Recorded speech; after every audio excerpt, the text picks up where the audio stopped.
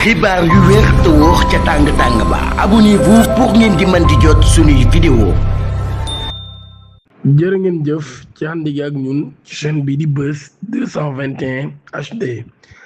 exclusif mbirum Pape Cheikh Diallo mbir ma day daan nay toll kon ci téeméeri nit yoo xam ne jàpp nañ leen ci loolu yi téléphone Asdione bi nag daan nay tax ñu daal di jàpp kon ab maarabu bu mag a mag. Gendarmerie nationale sous le commandement du général Martin Faye mi ngi topp sans relâche enquête bi nga xam ni moo la doon amal wala opération d'élite bi nga xam ne moo lañ doon amal contre la délinquance, la criminalité et les pratiques contraires aux bonnes mœurs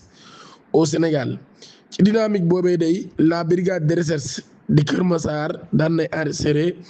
lu toll ci 100e arrestation wam ci mbirum Pape Cheikh Diallo ak ñi mu àndal. ginnaaw interpellation bi ñu amaloon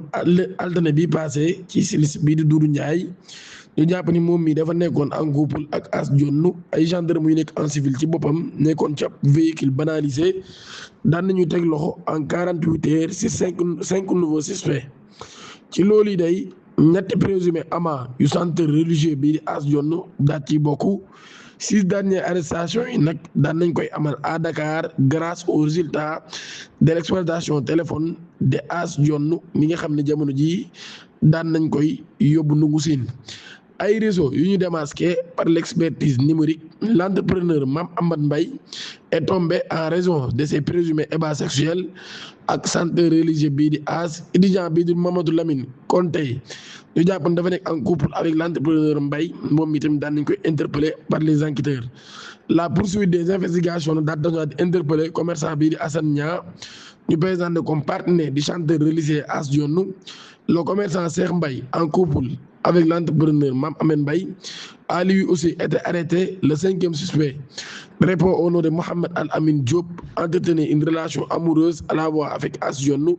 ak Assane Sy, fils d'un grand marabout arrêté par la police de Linguère. Ces détenus de la prison de Louga auraient entretenu des actes contre nature avec le chanteur religieux d'après les preuves concordantes collectées par les enquêteurs. kon loolu yi daal tax kon ñaari amagun 100 arrestation ci loolu yi ci mbir mi nga xam ne moo ñeel mbirum Asdione ak ñi mu àndal di ñaan ngeen abonné activé cloche notification bi tey vidéo bi jërë ngeen